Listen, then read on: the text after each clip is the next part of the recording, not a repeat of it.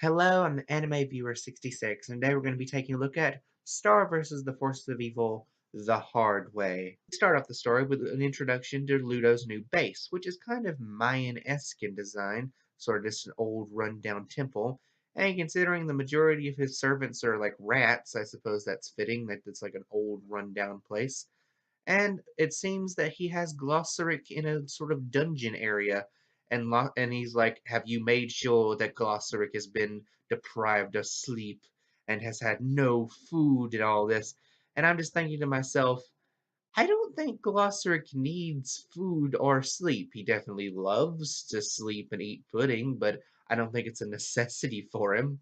But regardless, Glossaric makes it very apparent that, hey, he doesn't really have a side in this, at least that's what he's telling everyone, and he doesn't really care if the book belongs to Star or to Ludo. Whoever the book belongs to is who he will serve. Sort of like a genie-ish type thing there.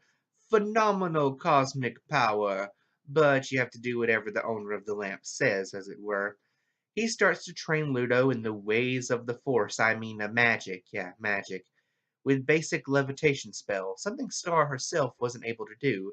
It's sort of weird how in this episode we get to learn that Star's power is sort of, well, none of it really comes from the book. Like, she didn't really learn anything hardly.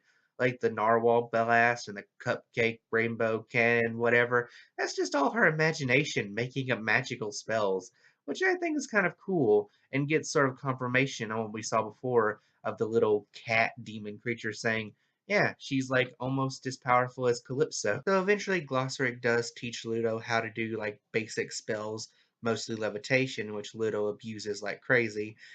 And Ludo sort of has this weird thing where apparently he was like never given attention as a child, so now he's trying to use Glossaric as a father figure, and that's kind of weird, but also kind of interesting from a character standpoint. And eventually he goes like, "Okay, good night, Glossaric," and there's this whole big good night scene, and it's also kind of weird. But then his wand starts talking to him and telling him, "There are spells that you do not know that Glossaric is not teaching you." And he's like, "Nonsense. Glossary's my friend now. He would never do that." So he wakes Glossaric up and he's like, "You have spells that I don't know? Does Star know these spells?" And he's just like, "Yeah, pretty much. That's how it goes." And so he's like, "Teach me these spells immediately." And he's like, Glossary's like, okay, if you want. It's your book now. So he opens up the spells to Queen Calypso's spells, and he says, "Okay, go crazy." And then, of course, he tries to do the spell, and of course, Toffee takes over his body.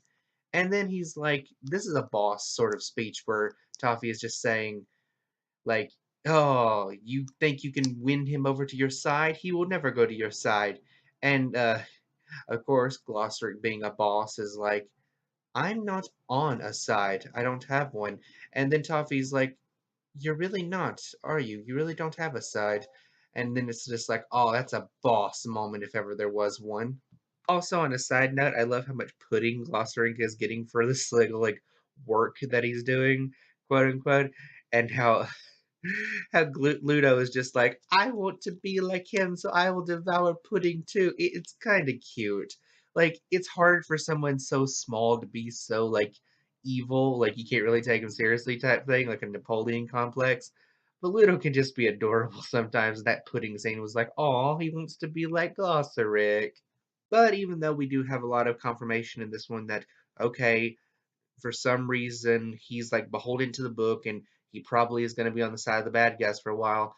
I don't think Glossaric is actually going to turn like evil or be on the evil side for too long because he seemed to have just so much reverence for like Star's mother and being like my queen and all that sort of thing.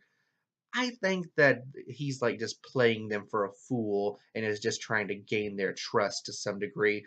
That's my theory about it, but we'll have to wait and see. Now I want to hear from all of you. What did you think about this episode? Did you like it? Did you not like it? Did you think Pudding was out of control in this episode? Let me know down below. I'm the Anime Viewer 66. Thank you and good night.